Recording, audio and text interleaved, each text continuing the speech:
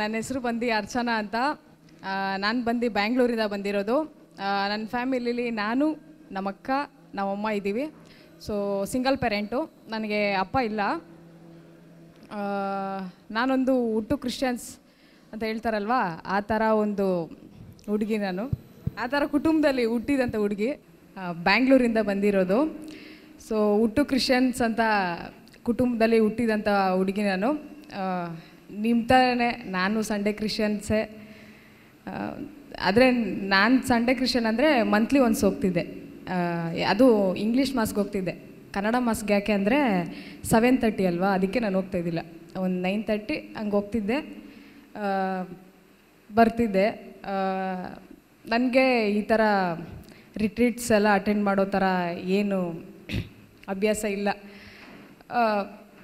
ಎಲ್ಲರ ಜೀವನದಲ್ಲೂ ತುಂಬ ಒಂದು ಸ್ಯಾಟಿಸ್ಫ್ಯಾಕ್ಷನ್ಗೆ ಹೋರಾಟ ನಡೆಸ್ತಾನೇ ಇರ್ತಾರೆ.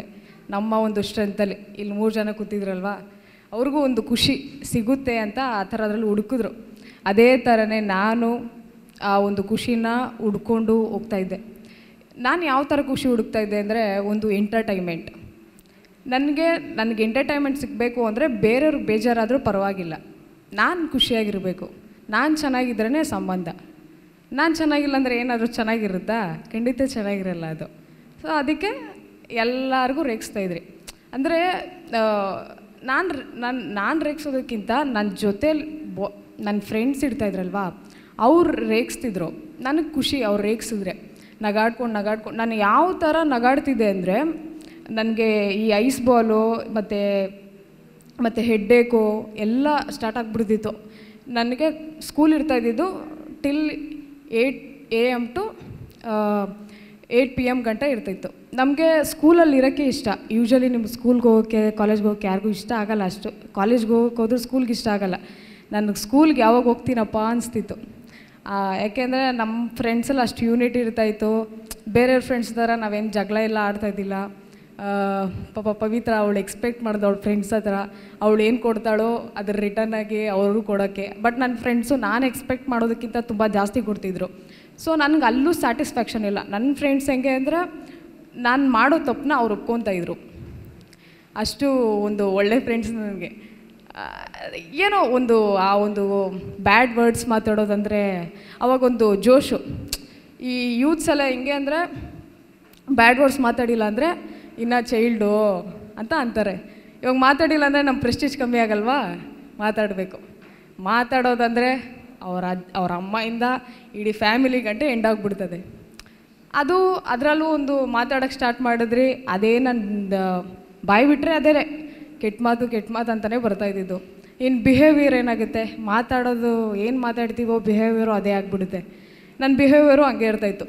ಇವಳಿಗೆ ತುಂಬ ಆ್ಯಟಿಟ್ಯೂಡು, ನೋಡ್ರೇ ಗೊತ್ತಾಗುತ್ತೆ ಅಂತ ಹೇಳ್ತಾಯಿದ್ರು. ಇನ್ನು ಟೀಚರ್ಸಿಗೆ ಬಂದರೆ ನನಗೊಂದು ಟ್ಯಾಲೆಂಟು. ಈ ವಾಟ್ಸಪ್ಪಲ್ಲೆಲ್ಲ ಒಂದು ಹೈಲೈಟ್ಸ್ ಥರ ಏನೋ ಹಾಕ್ಕೊಂಡಿರ್ತಾರೆ, ಟ್ವೈಪ್ ಮಾಡಿ. ನನ್ನ ಟೀಚರ್ಸ್ ಯಾವ ಟೀಚರ್ಸ್ದು ಅಂತ ಹಂಗೆ ಕಂಡು ಹಿಡಿದ್ಬಿಡ್ತಾಯಿದ್ದೆ. ಈ ಟೀಚರ್ ಇದ್ದೇ ಬರೆದಿರ್ತಾರೆ, ಎತ್ಕೊತಾಯಿದ್ರಿ ನಂಬರು. ಎತ್ಕೊಂಡ್ಬಿಟ್ಟು ಆ ಮ್ಯಾಮ್ಗೆ ನಾವೇನು ಹೇಳ್ತಾಯಿದ್ರಿ ಅಂದರೆ, ನೈಟು ನಮ್ಗೆ ಮಾಡೋಕ್ಕೆ ಏನೂ ಕೆಲಸ ಇರ್ತಾಯಿದ್ದಿಲ್ಲ. ನಾವು ಬೇರೆ ಫ್ರೆಂಡ್ಸ್ ಥರ ಎಲ್ಲೂ ತಿರ್ಗೋಕ್ಕೆಲ್ಲ ಹೋಗಲ್ಲ. ನಾವು ಮನೇಲೇ ಕೂತ್ಕೊಂಡು ಪೀಸಾಗೆ ಒಂದು ಫೋನ್ ಎತ್ಕೊಂಡು ಎಲ್ಲ ಕಾನ್ಫರೆನ್ಸ್ ಕಾಲಲ್ಲಿ ಮಾತಾಡಿಕೊಂಡು ಒಂದು ಟೀಚರ್ಗೆ ಒಂದು ದಿನ ಅಂತ ಫಿಕ್ಸ್ ಮಾಡ್ಕೊಂಡ್ಬಿಡ್ತಾಯಿದ್ರಿ ಟೈಮ್ ಟೇಬಲಲ್ಲಿ. ಆ ಟೈಮ್ ಟೇಬಲ್ ಫಿಕ್ಸ್ ಮಾಡ್ಕೊಂಡಾದ್ಮೇಲೆ ಏನು ಮಾಡ್ತಾಯಿದ್ರಿ,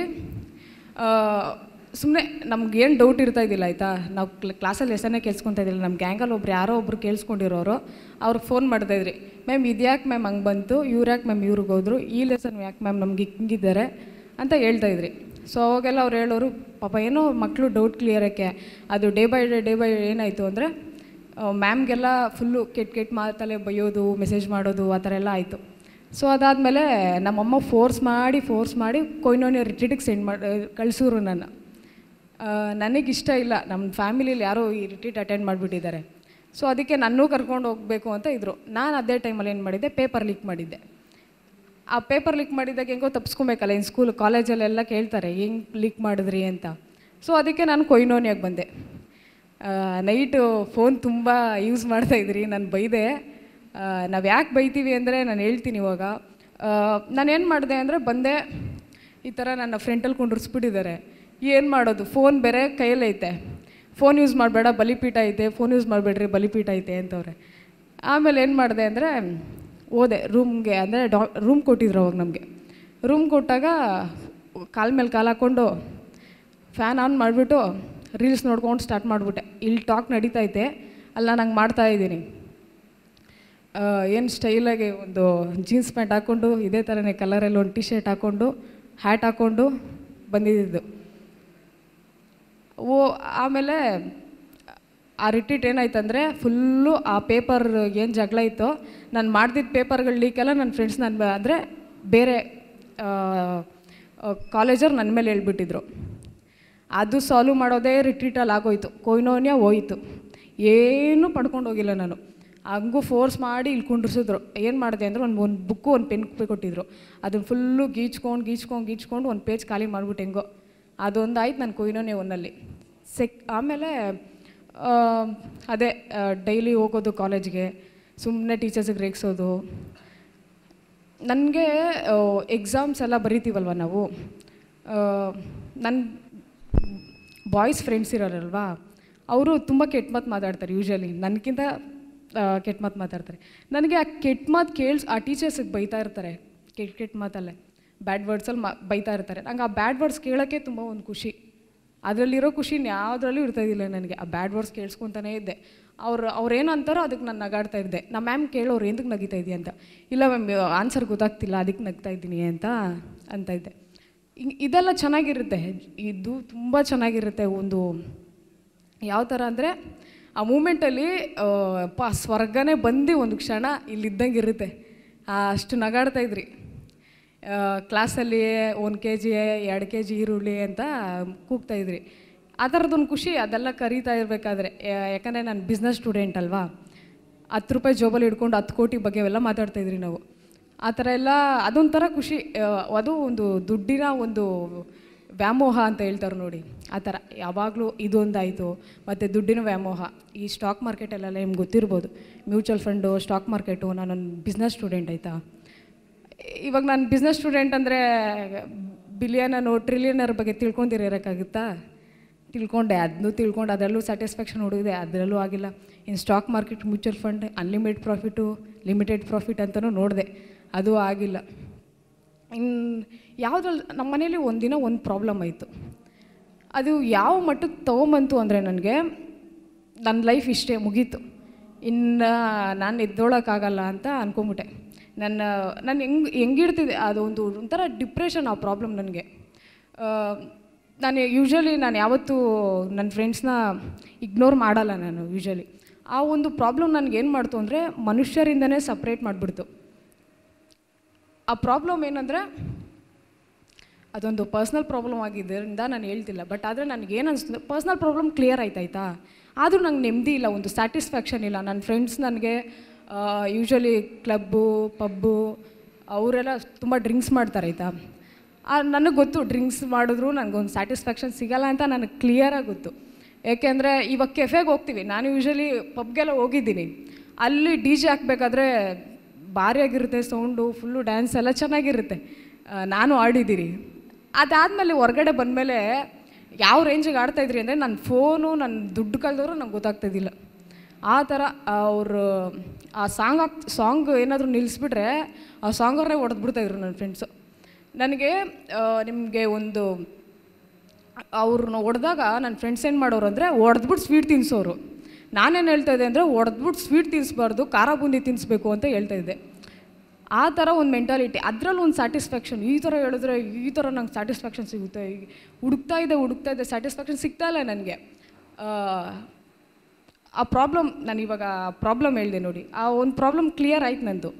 ಅದಾದಮೇಲೆ ನನಗೊಂದು ಕ್ವಶನ್ ಬಂತು, ನಾನು ಇಷ್ಟೆಲ್ಲ ಎಂಟರ್ಟೈನ್ಮೆಂಟು, ಇಷ್ಟು ಒಳ್ಳೆ ಫ್ರೆಂಡ್ಸು, ನಮ್ಮಮ್ಮ ನನ್ನ ತುಂಬ ಚೆನ್ನಾಗಿ ನೋಡ್ಕೊತಾರೆ ಆಯಿತಾ, ನಮ್ಮಮ್ಮನೂ ಇನ್ನು ನೋಡ್ಕೊತಾ ಇದ್ದಾರೆ, ನಂಗೆ ಇದರಲ್ಲಿ ಯಾವುದ್ರಲ್ಲೂ ಸ್ಯಾಟಿಸ್ಫ್ಯಾಕ್ಷನ್ ಇಲ್ಲ ಅಲ್ಲ.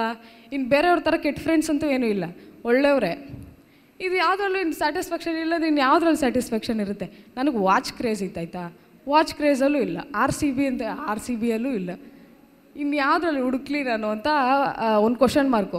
ನಮ್ಮ ನಿತ್ಯ ಅಂದರೆ ನನ್ನ ಕಝಿನ್ ಆಯಿತಾ, ನನ್ನ ಕಝಿನು ಎಲ್ಲ ಅವ್ರಿಗೆ ಸ್ವಲ್ಪ ದೇವರಲ್ಲಿ ಭಕ್ತಿ, ಯೇಸು ಕ್ರಿಸ್ತರಲ್ಲಿ ಒಂದು ಭಕ್ತಿ ಇತ್ತು, ನಾರ್ಮಲ್ ಸಂಡೆ ಕ್ರಿಶ್ಚಿಯನ್ ಥರ ಅವರು. ಸೊ ಅವಾಗ ಅವ್ರು ಏನಂದರು ಅಂದರೆ, ಎಲ್ಲದರಲ್ಲೂ ನಾನು ಅಂದೆ, ನಿತ್ಯಕ ನನಗೆ ಲೈಫಲ್ಲಿ ಯಾಕೋ ಬೇಜಾರಾಗ್ತಾಯಿದೆ ತುಂಬ, ನನಗೆ ಒಂದು ಹಿಂಗೆ ನಿಂತ್ಕೊಂಡು ನಂಗೆ ಮಾತಾಡೋಕ್ಕಾಗ್ತಿದ್ದಿಲ್ಲ ಅವಾಗ. ಯಾಕೆ ಅಂದರೆ ಪಾಪ ನನ್ನ ಒಳಗಡೆ ಇರ್ತಾಯಿತ್ತು. ಆ ಪಾಪ ನಾನು ಏನು ಮಾಡ್ತಿತ್ತು ಅಂದರೆ ಮರಣಕ್ಕೆ ಕೊಂಡೋಗ್ತಾಯಿತ್ತು. ಏನೇನು ಥಿಂಕ್ ಮಾಡಿದ್ರು ಲೈಫ್ ಅಷ್ಟೇ, ಮುಗೀತು ನನ್ನ ಲೈಫ್ ಇಷ್ಟೇ, ಇನ್ನೇನೂ ಇಲ್ಲ, ಹಿಂಗೆ ನಿಂತ್ಕೊಳೋಕ್ಕೆ ಆಗ್ತಾಯಿದ್ದಿಲ್ಲ. ನಾನು ಯಾವಾಗಲೂ ಮಲ್ಕೊಂಡೇ ಇರ್ತಾಯಿದ್ದೆ. ಆ ಒಂದು ಕ್ವಶನ್ ಬಂದಾಗ, ನನ್ನ ಲೈಫೇ ಯಾಕೆ ಹಿಂಗೆ, ನನಗೆ ಯಾಕೆ ಈ ಥರ ಎಲ್ಲ ಆಗುತ್ತೆ, ನನ್ನ ಜೀವನ ಯಾಕೆ ಹಿಂಗೆ ಅಂತಲೇ ನನಗನ್ನಿಸ್ತಿತ್ತು. ಆವಾಗ ಈ ಕ್ವಶನ್ ಬಂದಮೇಲೆ ನನಗೇನಾಯಿತು ಅಂದರೆ, ನಮ್ಮ ನಿತ್ಯಕ್ಕೆ ಹೇಳಿದ್ರು, ನನ್ನ ಕಸಿನ್ ಏನು ಹೇಳಿದ್ರು ಅಂದರೆ, ನೀನು ಎಲ್ಲ ಟ್ರೈ ಮಾಡಿಬಿಟ್ಟಿದ್ಯಾ, ದೇವರು ಅಂತ ಒಂದು ಟ್ರೈ ಮಾಡಿಬಿಡು ಅಂತ ಅಂದರು. ಇವ್ರ ರಿಟ್ರೀಟ್ ನಾನು ತುಂಬ ಅಟೆಂಡ್ ಮಾಡಿದ್ದೀನಿ ಆಯಿತಾ. ಇವರು ಆ್ಯಕ್ಷನ್ ಸಾಂಗ್ ಮಾಡಿಸ್ತಾರೆ, ನಮ್ಗೆ ಆ್ಯಕ್ಷನ್ ಸಾಂಗ್ ಬೇರೆ ಆಡೋಕ್ಕೆ ಬೇರೆ ಬರಲ್ಲ. ನನ್ನ ಫ್ರೆಂಡ್ಸು ಅಂದರೆ ನಮ್ಮ ಬ್ಯಾಂಗ್ಳೂರಲ್ಲೇ ನಿಯರೆಸ್ಟ್ ಬಸವನಪುರ ಅಂತಿದೆ, ನನ್ನೂರದು, ನಮ್ಮೂರದು. ಅಲ್ಲಿ ಇವರು ರಿಟ್ರೀಟ್ ಕಂಡಕ್ಟ್ ಮಾಡಿದ್ರು ಆಯಿತಾ. ನನ್ನ ಫ್ರೆಂಡ್ಸ್ ಏನು ಮಾಡಿದ್ರು, ನಾನು ಬರ್ತೀನಿ ಎಲ್ಲರೂ ಹೋಗೋಣ ಅಂತ, ನಾವು ಹೋಗಬೇಕು, ಯೂತ್ಸ್ ನಾವೇ ಅಲ್ಲ ನಮ್ಮೂರಲ್ಲಿ, ಇವಾಗ ನಾವು ಹೋಗಬೇಕು ಅಂತ ಹೇಳಿದ್ರು. ಸರಿ ಅಂದ್ಬಿಟ್ಟು ನಾನು ಹೋಗಿದ್ದೀನಿ. ಅವ್ರು ಯಾರೂ ಬಂದಿಲ್ಲ, ನನ್ನ ಒಂದು ಜೋಕ್ ಮಾಡೋಕ್ಕೆ ಅವ್ರು ಕಳಿಸ್ಬಿಟ್ಟಿದ್ದಾರೆ. ನಾನು ಹೋಗಿ ನೋಡ್ತೀನಿ, ಯಾರೂ ಇಲ್ಲ ನನ್ನ ಫ್ರೆಂಡ್ಸು. ಆಮೇಲೆ ನೋಡಿದ್ರೆ ಇವ್ರು ಆ್ಯಕ್ಷನ್ ಸಾಂಗ್ ಬೇರೆ ಮಾಡ್ತವ್ರೆ. ಆ್ಯಂಥೋನಿ ಬ್ರದರ್ ನೋಡ್ರೆ ಒಳಗಡೆ ಬಾ ಅಂತ ಹೇಳ್ತವ್ರೆ ಪಾಪ. ನಾನು ಅವರು ರಿಟ್ರೀಟ್ ಬಂದಿದ್ದೀನಿ ಅಂತ ಅಂದ್ಕೊಂಡು ಅವ್ರು ಹಂಗೆ ಹೇಳಿದ್ದಾರೆ. ಸರಿ 1 ಗಂಟೆ ಆಯಿತು, ಆಗಿಲ್ಲ, ಬಂದುಬಿಟ್ಟೆ. ಬಂದಾದಮೇಲೆ ಕ್ವಶನ್ ಹಂಗೆ ಇತ್ತು ನನಗೆ, ನನ್ನ ಲೈಫೇ ಹ್ಯಾಕಿಂಗೆ ಒಂದು ಗಿಲ್ಟಿಂದ ಇದ್ದೆ. ನೆವಿಲಣ್ಣ ಇಲ್ಲಿ ತೋರಿಸಿದ್ರು, ಆ ಒಂದು 6 or 12 ಏನೋ ತೋರಿಸಿದ್ರಲ್ವ, 11 ಅನಿಸುತ್ತೆ. ಅದು ಏನಿತ್ತು ಅದೆಲ್ಲ ನನ್ನಲ್ಲಿತ್ತು. ಬಟ್ ಆದರೆ ನಾನು ಒಂದೊಂದು ತೋರಿಸ್ಕೊತಾ ಇದ್ದಿಲ್ಲ. ಯಾಕೆ ಅಂದರೆ ಒಂದೊಂದು ಪರಿಸ್ಥಿತಿಗಳಲ್ಲಿ ಅದನ್ನು ತೋರಿಸ್ಕೊಳಕ್ಕಾಗಲ್ಲ. ಇದನ್ನೆಲ್ಲ ಇದು ಮಾಡಬೇಕಾದ್ರೆ ನಮ್ಮ ನಿತ್ಯ ಕೇಳ್ದಂಗೆ, ಸರಿ ಆಯಿತು, ನಮ್ಮ ಆಂಟಿಗೆ ಸಿಜು ಬ್ರದರು ಗೊತ್ತಿತ್ತು, ಮತ್ತು ಇನ್ನೊಬ್ಬರು ಬ್ಯಾಂಗ್ಳೂರಲ್ಲಿ ಅವರು ಪ್ರೀಚ್ ಮಾಡ್ತಾರೆ, ಇನ್ನೊಂದು ಮಿನಿಸ್ಟ್ರಿ ಅದು. ಇವೆರಡು ಆಪ್ಷನ್ ಕೊಟ್ಟರು ನನಗೆ. ನಾನೇನು ಮಾಡಿದೆ ಅಂದರೆ, ಸಿಜು ಬ್ರದರ್ದೇ ತೊಗೊಂಡು ಕಾಲ್ ಮಾಡಿದೆ. ಬ್ರದರ್ ಕಾಲ್ ಮಾಡ್ತೀನಿ, 6 ಟೈಮ್ ಮಾಡ್ತೀನಿ, 10 ಟೈಮ್ಸ್ ಮಾಡ್ತೀನಿ, ಫೋನೇ ಪಿಕ್ ಮಾಡಿಲ್ಲ. ಯಾಕೆ ಅಂದರೆ ಅವರು ವೆಬ್ಎಕ್ಸ್ ಏನೋ ಲೀಡ್ ಮಾಡ್ತಾಯಿದ್ರು. ಆಮೇಲೆ ಯೂಶ್ವಲಿ ಆ ಥರ ಪ್ರೈಡ್ ಇರೋರು ಯಾರೂ ಮಾಡಲ್ಲ. ಆದರೂ ಅವತ್ತು ಮಾಡಿದೆ, ಇನ್ನೇನು ಮಾಡೋದಂತ, ನನ್ನ ಪ್ರಾಬ್ಲಮ್ ಸಾಲ್ವ್ ಆಗಬೇಕಲ್ಲ. ಸೊ ಅದಕ್ಕೆ ಮಾಡಾದ್ಮೇಲೆ ಬ್ರದರ್ ಅಂದರು, ಬ್ರದರ್ ನಾನು ಫೋನ್ ಮಾಡಿ, ಬ್ರದರ್ ನಾನು 0 ಅನ್ನಿಸ್ತಾ ಇದ್ದೀನಿ ನನ್ನ ಲೈಫಲ್ಲಿ ನನಗೆ ಅಂತ ಹೇಳಿದ್ರು. 0 ಅನ್ನಿಸ್ತಿದ್ಯಾ ನಿನಗೆ? ಇದು ಒಂದು ಖುಷಿಯಾದ ಒಂದು ಇದು. ಯಾಕೆ ಅಂದರೆ ದೇವ್ರಿಗೆ ಬೇಕಾಗಿರೋದು ಹೀರೋಗಳಲ್ಲ, ಝೀರೋಗಳು ಅಂತ ಹೇಳಿದ್ರು. ನಾನು ಹೆಂಗೆ ಹೀರೋಗಳಲ್ಲಿ ಬೇಡ, ಝೀರೋಗಳೇ ಹೆಂಗೆ ಬೇಕಾಗುತ್ತೆ? ಝೀರೋ ಏನಕ್ಕೆ ಪ್ರಯೋಜನ?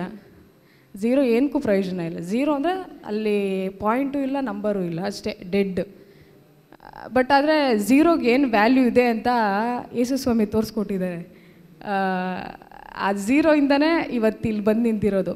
But by grace of God ಇದು. ಸೊ ಇವಾಗ ನಾನು ಹೇಳ್ತೀನಿ, ಇಲ್ಲಿಗಂಟ ಫುಲ್. ಆಮೇಲೆ ಬಂದೆ, ಡಿಂಕ್ನಿಕೋಟೆ ಪ್ರೇಯರ್ಗೆ ಹೋದೆ. ಬ್ರದರ್ ಹಂಗೆ ಪ್ರೇಯರ್ಗೆ ಕರ್ಕೊಂಡು ಹೋದ್ರು. ಡಿಂಕ್ನಿಕೋಟೆ ಪ್ರೇಯರ್ಗೆ ಹೋಗಿದ್ದೀನಿ. ನಮ್ಮಪ್ಪ ನನಗೆ ತುಂಬ ಕೋಪ. ಯೂಶ್ವಲಿ ನಾನು ಯಾವ ಥರ ಕೋಪ ಬರುತ್ತೆ ಅಂದರೆ, ನಾನು ಅಲ್ಲೇ ರಿಯಾಕ್ಟ್ ಮಾಡಿಬಿಡ್ತೀನಿ, ಮನಸ್ಸಲ್ಲಿ ಏನು ಇಟ್ಕೊಳಲ್ಲ ನಾನು. ನೀನು ಸರಿ ಇಲ್ಲ ಅಂದರೆ ಅಲ್ಲೇ ಹಂಗೆ ಹೇಳ್ಬಿಟ್ಟು ಬಂದ್ಬಿಡೋದೆ, ನನಗಿಷ್ಟ ಆಗಿಲ್ಲ ಇದು ಹಿಂಗೆ ಅಂತ ಹೇಳ್ಬಿಟ್ಟು ಬಂದ್ಬಿಡ್ತೀನಿ ನಾನು. ನಮ್ಮಪ್ಪ ಏನೋ ಒಂದು ಪರ್ಸ್ನಲ್ ಮ್ಯಾಟ್ರಿಗೆ ಜಗಳ ಆದಾಗ ನಮ್ಮಪ್ಪ ಸತ್ತಾಗೂ ನಾನು ಹತ್ತಿಲ್ಲ. ಯಾಕೆ ಅಂದರೆ ಏನಂತ ಕೇಳಬೇಕು, ಏನು ಪ್ರಯೋಜನ ಇಲ್ಲ ಅಂದಾಗ ಏನಂತ ಕೇಳಬೇಕು. ಅಪ್ಪ ಅಂದರೂ ಕೋಪ ಅಂತ ಬಂದರೆ ನನಗೆ ಯಾರಂದರೂ ಇಷ್ಟೇನೆ. ನಾನು ನಮ್ಮ ಫ್ಯಾಮಿಲಿಲೆಲ್ಲ ಕೇಳ್ತಾಯಿದ್ರು, ನೀವು ಅಪ್ಪ ಸತ್ತಾಗ ನೀನು ಯಾಕೆ ಹತ್ತಿಲ್ಲ ಅಂದರೆ ನನಗೆ ಪ್ರೀತಿ ಇದ್ರೆ ಏನಾದರೂ ಒಂದು ಮಾಡೋಕ್ಕಾಗೋದು. ಅದನ್ನು ನಾನು ಇವಾಗೂ ಅದು ಬೇಜಾರಾಗುತ್ತೆ, ಹತ್ತಿಲ್ಲ ಅಂತಲ್ಲ, ಅದನ್ನು ಮಾಡಬಾರ್ದಾಗಿತ್ತು ಅಂತ ಅನಿಸುತ್ತೆ. ಅದಾದಮೇಲೆ ಪ್ರೇಯರ್ಗೆ ಅಟೆಂಡ್ ಮಾಡಿದೆ ಡಿಂಕ್ನಿಕೋಟೆಯಲ್ಲಿ. ಇವಾಗ ನಮ್ಮ ತಲೆಯಲ್ಲಿ ಏನು ಇವಾಗ ಒಂದು ಈ ಥರ ಒಂದು ಬ್ಯಾಕ್ಗ್ರೌಂಡ್ ಇದ್ದಾಗ, ನಮ್ಮ ರಿಟ್ರೀಟ್ಗೆ ಹೋದಾಗ ಏನು ಅನಿಸುತ್ತೆ, ನಿಮಗೆಲ್ಲ ಅನಿಸುತ್ತಲ್ಲ, ಇವಾಗ ಫೋನ್ ಯೂಸ್ ಮಾಡಬೇಡ್ರಿ ಅಂದರೆ ಇವಾಗ ಬಂದು ನಿಮ್ಗೆ ಹೇಳಿದ್ರೆ ಇರಿಟೇಟ್ ಆಗೇ ಆಗುತ್ತೆ. ಏನು ಇವಳು ಓವರಾಗಾಡ್ತಾಳೆ, ನಮಗೆ ಒಂದು ಹೇಳ್ಬಿಡ್ತಾಳೆ ಅಂತೆಲ್ಲ ಅನ್ಕೊತೀರ. ಅನ್ಕೊತೀರ, ನಾನು ಕೇಳಿಸ್ಕೊಂಡಿದ್ದೀನಿ. ಮನಸ್ಸಲ್ಲಾದರೂ ಅಂದ್ಕೊಂಡಿರ್ತೀರ. ನನಗೂ ಹಂಗೆ ಅನಿಸಿದ್ದು. ನನಗೆ ಹಂಗೆಲ್ಲ ಅನಿಸ್ತು. ಬಟ್ ನನಗೆ ಅಲ್ಲಿ ಹೋದ್ರೆ ಹಂಗೆ ಅನಿಸ್ತಿಲ್ಲ. ಆ ವಾಕ್ಯ ಕೇಳ್ತಾ ಕೇಳ್ತಾ ಕೇಳ್ತಾ ಏನೇ ಹೇಳಿದ್ರು ನಮ್ಮ ಒಳ್ಳೇದಕ್ಕೆ ಹೇಳ್ತವ್ರಲ್ಲ, ನಮ್ಮ ಆತ್ಮ ಒಂದು ರಕ್ಷಣೆಗಾಗಿ ಇವ್ರು ಹೇಳ್ತಾ ಇದ್ದಾರಲ್ಲ ಅಂತ ತೊಗೊಳಕ್ಕೆ ಸ್ಟಾರ್ಟ್ ಮಾಡಿದಾಗ ನನ್ನಲ್ಲಿ ಒಂದು ಸ್ವರ ಏನಂದರೆ, ನಿನಗೆ ನಿಮ್ಮಪ್ಪ ನಿನ್ನ ಕೈ ಬಿಟ್ಟಿರ್ಬೋದು, ಆದರೆ ನಾನು ನಿನ್ನ ಯಾವತ್ತೂ ಕೈ ಬಿಡಲ್ಲ ಅಂತ ಅದೊಂದು ವಾಗ್ದಾನ ಸಿಗ್ತಾಯ್ತಾ. ಆ ವಾಗ್ದಾನದಲ್ಲೇ ಒಂದು ಸ್ವಲ್ಪ ಮೂವ್ ಅನ್ನೋದೆ. ಏನು ಡೈಲಿ ರಿಟ್ರೀಟ್ ಅಟೆಂಡ್ ಮಾಡ್ತಿದ್ದೆ, ಒಂದು ವೀಕ್ಲಿ ಒನ್ಸ್ ಟೀಮ್ ಪ್ರೇಯರ್ ಇರ್ತಾಯಿತ್ತು, ಟೀಮ್ ಪ್ರೇಯರ್ ಅಟೆಂಡ್ ಮಾಡ್ತಿದ್ದೆ. ಪ್ರೇಯರ್ ಅಟೆಂಡ್ ಮಾಡ್ತಾ ಮಾಡ್ತಾ ಏನಾಗ್ತಿತ್ತು ಅಂದರೆ, ನನ್ನಲ್ಲೇ ಒಂದು ಇವಾಗ ಪ್ರಾಬ್ಲಮ್ ಎಲ್ಲ ಸಾಲ್ವ್ ಆಯಿತು, ಒಳಗಡೆ ಇವಾಗ ಜೀಸಸ್ ಬಂದರು ಅಂದರೆ ಒಂದು ಪೀಸ್ ಇರುತ್ತೆ, ಬಟ್ ಟೆಂಪ್ಟೇಷನ್ಸು ಇರುತ್ತೆ. ನಾನೇನು ಮಾಡಿದೆ ಅಂದರೆ ಟೆಂಪ್ಟೇಷನ್ಗೆ ಎಸ್ ಅಂದ್ಬಿಟ್ಟೆ ಒಂದಿನ. ಮಾಡೋಣ, ತುಂಬ ಚೆನ್ನಾಗಿದೆ, ಇದು ಖುಷಿ ಕೊಡುತ್ತೆ ಅಂದ್ಬಿಟ್ಟು. ಇವಾಗ ಕಾಲೇಜಲ್ಲಿ DJ ಎಲ್ಲ ಇರುತ್ತಲ್ಲ, ಏನು ಸೌಂಡ್ ಬರುತ್ತಲ್ಲ, ಆ ಸೌಂಡ್ಗಳಿಗೆಲ್ಲ ಫುಲ್ಲು ಡ್ಯಾನ್ಸ್ ಎಲ್ಲ ಮಾಡಿಕೊಂಡು ಇದ್ದೆ. ಆಮೇಲೆ ನನಗೆ ಇವಾಗ ರೋಹನನ್ನ ಹೇಳಿದ್ರು, ಒಂದ್ಸಲ ನೀವು ದೇವ್ರ ಕೈ ಹಿಡಿದ್ಬಿಟ್ರೆ ಅವ್ರು ನಿಮ್ಮನ್ನ ಯಾವತ್ತೂ ಬಿಡಲ್ಲ, ಬಿದ್ದರೂ ಅವ್ರ ಗ್ರೇಸಿಂದ ನಮ್ಮನ್ನ ಮತ್ತೆ ಎತ್ತುತ್ತಾರೆ. ಅದೇ ಥರನೇ ನನ್ನೂ ಎತ್ತಿದ್ರು. ನಾನು ಮಲ್ಲಿಗಕ್ಕ ಹತ್ರ ಕೌನ್ಸ್ಲಿಂಗ್ ಹೋದೆ. ಆಯ್ಕ ಹತ್ರ ಒಂದು ಸ್ವಲ್ಪ ದಿನ ಹೇಳ್ದೆ, ಪಾಪ ಅವ್ರು ಏನು ಮಾಡ್ತಾರೆ, ಹೇಳ್ತಾರೆ. ಅದಾದಮೇಲೆ ಬಂದೆ, ತಿರ್ಗಾ ಅದೇ ಜೀವನ. ಆದರೆ ಅದೇ ಥರ ಜೀವನ ಅಲ್ಲ, ಸ್ವಲ್ಪ ಒಂದು ಟೆಂಪ್ಟೇಷನ್ ಒಂದು 20-30 ಅದೇ ಥರ ಹೋಗೋ ಚಾನ್ಸಸ್ ಇದೆ. ಟೆಂಪ್ಟೇಷನ್ಗೆ ಎಸ್ ಅಂದರೆ ಒಳಗಾಗಿಬಿಟ್ರೆ ಇದೇ ಚಾನ್ಸಸ್ಸು. ನಾನೇನು ಮಾಡಿದೆ ಅಂದರೆ, ಆ ಟೆಂಪ್ಟೇಷನ್ಗೆ ಎಸ್ ಅಂತ ಹೇಳಿದ್ಮೇಲೆ ಅದೊಂದು ಬಂಧನ ಆಗ್ಬಿಡುತ್ತೆ ನನಗೆ. ಆ ಬಂಧನ ಆದಾಗ ನಾನೇನಂದೆ, ಮಲ್ಲಿಗಕ್ಕ ನನಗೆ ತುಂಬ ಹೆಲ್ಪ್ ಮಾಡಿದರು ಸ್ಪಿರಿಚುವಲ್ ಲೈಫಲ್ಲಿ. ನಾನೇನು ಮಾಡಿದೆ ಅಂದರೆ, ಅಕ್ಕ ತುಂಬ ಹೆಲ್ಪ್ ಮಾಡಿದಾರಲ್ಲ, ಒಂದು ಥ್ಯಾಂಕ್ಸ್ ಆದರೂ ಹೇಳ್ಬಿಟ್ಟು ಒಂದು ಫೋನ್ ಮಾಡಿದೆ. ಅಕ್ಕಗೆ ಫೋನ್ ಮಾಡಿಬಿಟ್ಟು, ಅಕ್ಕ ನಾನು ಇನ್ಮೇಂತ ಸಂಡೇ ಕ್ರಿಶ್ಚಿಯನ್ಸು, ನಾನು ಏನಿದ್ರು ಸಂಡೇ ಮಾತ್ರ, ಭಾನುವಾರ ಮಾತ್ರ ನಾನು ಪೂಜೆಗೆ ಹೋಗ್ಬಿಟ್ಟು ಬಂದ್ಬಿಡ್ತೀನಿ, ಇನ್ನು ರಿಟ್ರೀಟ್ಗೆಲ್ಲ ನನ್ನ ಕರಿಬೇಡ್ರಿ ಅಂತ ಹೇಳ್ದೆ. ಅವಕ್ಕ ಬೈದ್ರಾಯ್ತಾ, ಅದನ್ನ ಹೇಳೋಕ್ಕಾಗಲ್ಲ. ಅದಾದಮೇಲೆ ಅವಕ್ಕ ಹೇಳಿದ್ರು. ಅದಾದಮೇಲೆ ನಾನು ಯೋಚನೆ ಮಾಡಿದೆ, ಅಕ್ಕ ಹೇಳಿದ್ದು ಇನ್ನು ಸ್ವಲ್ಪ ಹೇಳಿದ್ರು, ಆಮೇಲೆ ಬೈದಾದ್ಮೇಲೆ ಹೇಳಿದ್ನ ಧ್ಯಾನ ಮಾಡಿದೆ. ಧ್ಯಾನ ಮಾಡಿದಾಗ ನಿನ್ನೆ ಹೇಳಿದ್ರು ನೋಡಿ, ರಿಪೆಂಟೆನ್ಸ್ ಅನ್ನೋದು ನಮ್ಮ ಮೈಂಡ್ ಚೇಂಜ್ ಆಗೋದು. ಸೊ ನನ್ನ ಮೈಂಡನ್ನ ಚೇಂಜ್ ಮಾಡಿಕೊಂಡೆ. ಹಿಂಗೆ ಈ ಥರ ಆಗುತ್ತೆ, ಈ ಟೆಂಪ್ಟೇಷನ್ ನನಗೊಳಗಾಗಬಾರ್ದು ಅಂತ. ಆ ಟೆಂಪ್ಟೇಷನ್ಗಳನ್ನ ಓವರ್ಕಮ್ ನೋಡಿ, ಫುಲ್ 100% ಮಾಡ್ತಿಲ್ಲ, ಒಂದು 10%, 20% ಇನ್ಕ್ರೀಸ್ ಆಗ್ತಿದೆ. ಒಂದೇ ಸಲ 100ಗೆ ಹೋಗೋಕ್ಕಾಗಲ್ಲ, ಸ್ವಲ್ಪ ಹೋಗ್ತಿದ್ದೀನಿ. ಮತ್ತು ಅದಾದಮೇಲೆ ಇದೇ ಥರನೇ ಇಂಟರ್ಸೆಷನ್ ನಾನು ಏನು ಮಾಡಿದೆ ಅಂದರೆ, ನಾನು ಕೇಳಿದ್ದಿದ್ದು ವಾಕ್ಯ ಅಂದರೆ, ಇವಾಗ ಪ್ರೇಯರ್ಸ್ನೆಲ್ಲ ನಾನು ಅಟೆಂಡ್ ಮಾಡಿದಾಗ ನಾನು ವಾಕ್ಯ ಕೇಳ್ತಿದ್ದೆ. ಆ ವಾಕ್ಯ ಏನು ಮಾಡ್ತು ಅಂದರೆ, ನನಗೆ ಆ ಒಂದು ಸಪೋರ್ಟ್ ಕೊಡ್ತು. ಆ ಒಂದು ಮೂಮೆಂಟಲ್ಲಿ ಬಿದ್ದ ಟೈಮಲ್ಲಿ ಆ ಒಂದು ವಾಕ್ಯ ನನಗೆ ಸಪೋರ್ಟ್ ಕೊಡ್ತು. ಆಗುತ್ತೆ. ನಾನು ತುಂಬ ಗಿವ್ ಅಪ್ ಮಾಡಿಬಿಟ್ಟೆ ಈ ಸ್ಪಿರಿಚುವಲ್ ಲೈಫಲ್ಲಿ. ಎಷ್ಟು ಸಲ ಗಿವ್ ಅಪ್ ಮಾಡಿದ್ದೀನಿ ಅಂದರೆ ಅದನ್ನೇ ಕೌಂಟ್ಲೆಸ್ ಅಂತ ಹೇಳ್ಬೋದು. ಸಲ ಗಿವ್ ಅಪ್ ಮಾಡಿದ್ದೀನಿ. ಬಟ್ ದೇವ್ರು ನಾನು ಯಾಕೆ ಬಿಟ್ಟಿಲ್ಲ ಅಂದರೆ, ಅವ್ರ ಗ್ರೇಸಿಂದ ನಮ್ಮನ್ನ ಬಿಟ್ಟಿಲ್ಲ. ಇನ್ನೇನು ನನ್ನಿಂದ ಏನು ಪ್ರಯೋಜನ ಇಲ್ಲ ದೇವರಿಗೆ, ಬಟ್ ಅವ್ರ ಗ್ರೇಸಿಂದ ನನ್ನ ಇಲ್ಲಿ ಇಟ್ಟಿದ್ದಾರೆ. ನಾನೇನು ಮಾಡಿದೆ ಅಂದರೆ, ಹೋಲಿ ಸ್ಪಿರಿಟ್ ಪ್ರತಿ ಕ್ಷಣನೂ ಮಾತಾಡ್ತಾರೆ ನಮ್ಮ ಜೊತೆ. ನಿಮ್ಮ ಫ್ರೆಂಡ್ ಮಾತಾಡಿಲ್ಲ ಅಂದರು, ನಿಮಗೆ ಯಾರು ಮಾತಾಡಿಲ್ಲ ಅಂದರೂ ಹೋಲಿ ಸ್ಪಿರಿಟ್ ನಿಮಗೆ ಯಾವಾಗಲೂ ಮಾತಾಡ್ತಾ ಇರ್ತಾರೆ. ನೀವು ಮಾತಾಡೋಕ್ಕೂ ಮುಂಚೆನೇ ಹೋಲಿ ಸ್ಪಿರಿಟ್ ನಿಮ್ಮ ಜೊತೆ ಮಾತಾಡ್ತಾರೆ. ನೀವು ಬಿದ್ದಾಗ ಅವರೇ ಎತ್ತುತ್ತಾರೆ. ಯಾವ ಥರ ಅಂದರೆ, ಇವಾಗ ನೀವು ವಾಕ್ಯ ಕೇಳ್ತೀರಾ, ಆ ವಾಕ್ಯನೇ ನಿಮಗೆ ಸಪೋರ್ಟು. ಇನ್ಯಾವುದು ನಿಮ್ಮನ್ನ ಒಂದು ಕೌನ್ಸ್ಲರೇ ಆಗಲಿ, ಇವಾಗ ನಾನೊಂದು ಸಾಕ್ಷಿ ಹೇಳ್ತಾ ಇದ್ದೀನಿ, ಆ ಒಂದು ಸಾಕ್ಷಿ ಮುಖಾಂತರನೂ ಆಗಲಿ, ಹೋಲಿ ಸ್ಪಿರಿಟೇ ನಿಮಗೆ ಹೆಲ್ಪ್ ಮಾಡೋಕ್ಕಾಗೋದು. ಇನ್ಯಾರೂ ನಿಮಗೆ ಹೆಲ್ಪ್ ಮಾಡೋಕ್ಕಾಗಲ್ಲ. ಯಾವ ಮನುಷ್ಯರು ನಿಮ್ಗೆ ಹೆಲ್ಪ್ ಮಾಡೋಕ್ಕಾಗಲ್ಲ ಹೋಲಿ ಸ್ಪಿರಿಟ್ ಬಿಟ್ಟರೆ. ಹೋಲಿ ಸ್ಪಿರಿಟ್ ಪ್ರತಿ ಕ್ಷಣವೂ ನಿಮಗೆ ಎಲ್ಲ ಗೈಡ್ ಮಾಡ್ತಾರೆ. ಅವ್ರ ಥರ ಫ್ರೆಂಡು ಈ ಪ್ರಪಂಚದಲ್ಲಿ ಯಾರೂ ಇರೋಕ್ಕೆ ಸಾಧ್ಯನೇ ಇಲ್ಲ. ಯಾಕಂದರೆ ನನ್ನ ಎಕ್ಸ್ಪೀರಿಯೆನ್ಸಲ್ಲಿ ಹೇಳ್ತಾ ಇದ್ದೀನಿ, ನನಗೆ ಎಷ್ಟೋ ಒಳ್ಳೆ ಫ್ರೆಂಡ್ಸ್ ಇದ್ದಾರೆ, ಬಟ್ ಆದರೆ ಹೋಲಿ ಸ್ಪಿರಿಟಿಗಿಂತ ಒಳ್ಳೆ ಫ್ರೆಂಡ್ ಯಾರೂ ಇಲ್ಲ ಅಂತ ಹೇಳ್ಬೋದು.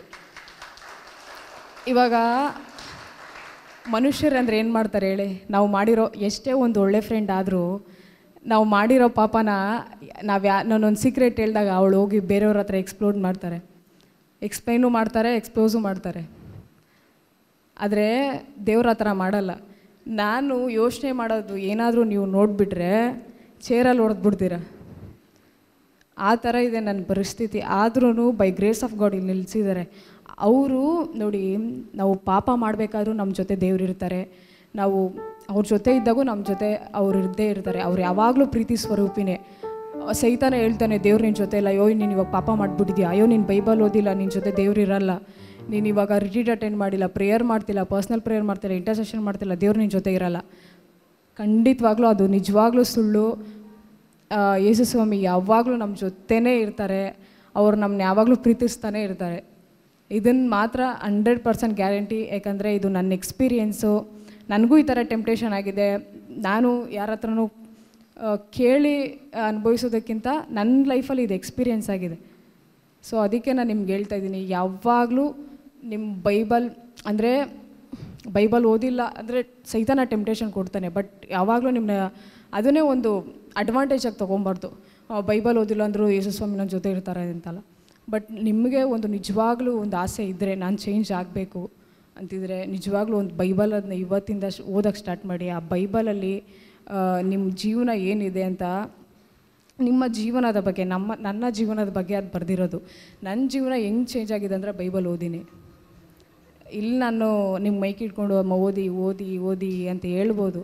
ಬಟ್ ನಿಜವಾಗ್ಲೂ ಅದನ್ನು ಓದಿದ್ರೆ ನಿಮಗೆ ಆ ಒಂದು ಸ್ಪಿರಿಚುವಲಿ ನಿಮಗೆ ಬೆಳೆಯೋಕ್ಕಾಗುತ್ತೆ. ನಿತ್ಯ ಜೀವ ಖಂಡಿತವಾಗ್ಲೂ ಸಿಗುತ್ತೆ. ನನಗೆ ನಿತ್ಯ ಜೀವ ಎಂಬ ಒಂದು ಭರವಸೆನೇ ಇದ್ದಿಲ್ಲ. ನನ್ನ ಕ್ಲಾಸಲ್ಲೆಲ್ಲ ಸ್ವರ್ಗನ ನರಕನ ಅಂದರೆ ನಾನು ಪಟ್ ಅಂತ ಹೇಳ್ತಿದ್ದೆ ನನಗೆ ನರಕ ಅಂತ. ಅಷ್ಟು ಗ್ಯಾರಂಟಿ ಇತ್ತು ನನಗೆ ನರಕನೇ ಪಕ್ಕ ಅಂತ.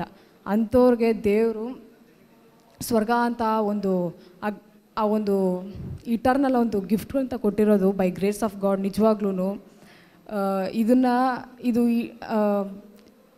ಇಟರ್ನಲ್ಲು ಇದೆ. ಅದಕ್ಕೋಸ್ಕರ ನೀವು ಶ್ರಮಿಸ್ತೀರ ಅಂತ ಅಂದ್ಕೊಂಡಿದ್ದೀನಿ. ನಿಜವಾಗ್ಲೂ ಯೇಸುಸ್ವಾಮಿ, ನೀವು ಎಲ್ಲ ಟೈಮಲ್ಲೂ ಯೇಸುಸ್ವಾಮಿ ನಿಮ್ಮ ಜೊತೆನೇ ಇರ್ತಾರೆ. ಖಂಡಿತವಾಗ್ಲೂ ಹೋಲಿ ಸ್ಪಿರಿಟ್ ನಿಮಗೆ ಹೆಲ್ಪ್ ಮಾಡ್ತಾರೆ. ಸೊ ಇವಾಗ ನನ್ನ ಪ್ರೆಸೆಂಟ್ ಲೈಫ್ ಏನಂದರೆ, ಎಲ್ಲ ಈ ಥರ ರಿಟ್ರೀಟ್ಸ್ಗೆ ಅಟೆಂಡ್ ಮಾಡ್ತೀನಿ. ಅಟೆಂಡ್ ಮಾಡಿದ್ಮೇಲೆ ವೆಬ್ಬ್ಯಾಕ್ಸ್ ಅಂತ ಆ್ಯಪ್ ಇದೆ. ಆ ವೆಬ್ಬ್ಯಾಕ್ಸ್ ಆ್ಯಪಲ್ಲಿ morning to night full prayers ಇರುತ್ತೆ. ಪ್ಲೀಸ್ ಜಾಯ್ನ್ ಆಗಿ. ಅದೂ ಒಂದು ನನಗೆ ಹೆಲ್ಪ್ ಮಾಡಿದೆ. ಸ್ಟಾರ್ಟಿಂಗು ಪ್ರೇಯರ್ಗೆ ಹೋಗೋಕ್ಕಾಗಲ್ಲ ಅನ್ನೋ ಮೂಮೆಂಟಲ್ಲೆಲ್ಲ ನನಗೆ 6:30 ನಾನು 6 o'clock ರೆಡಿ ಆಗಿಬಿಡ್ತಾಯಿದ್ದೆ, ವೆಬ್ಬ್ಯಾಕ್ಸ್ ಇದೆ ಅಂತ. ಸೊ ವೆಬ್ಬ್ಯಾಕ್ಸ್ಗೆಲ್ಲ ಜಾಯ್ನ್ ಆಗಿ, ಮತ್ತು ಇವಾಗ ಮೀಡಿಯಾ ಮಿನಿಸ್ಟ್ರಿ ಸ್ವಲ್ಪ ಒಂದು 0.1% ಏನೋ ಸ್ವಲ್ಪ ಹೆಲ್ಪ್ ಮಾಡ್ತಾಯಿದ್ದೀನಿ. ಸೊ ಇಷ್ಟೇ ನಂದು ಸಾಕ್ಷಿ. Praise be to god.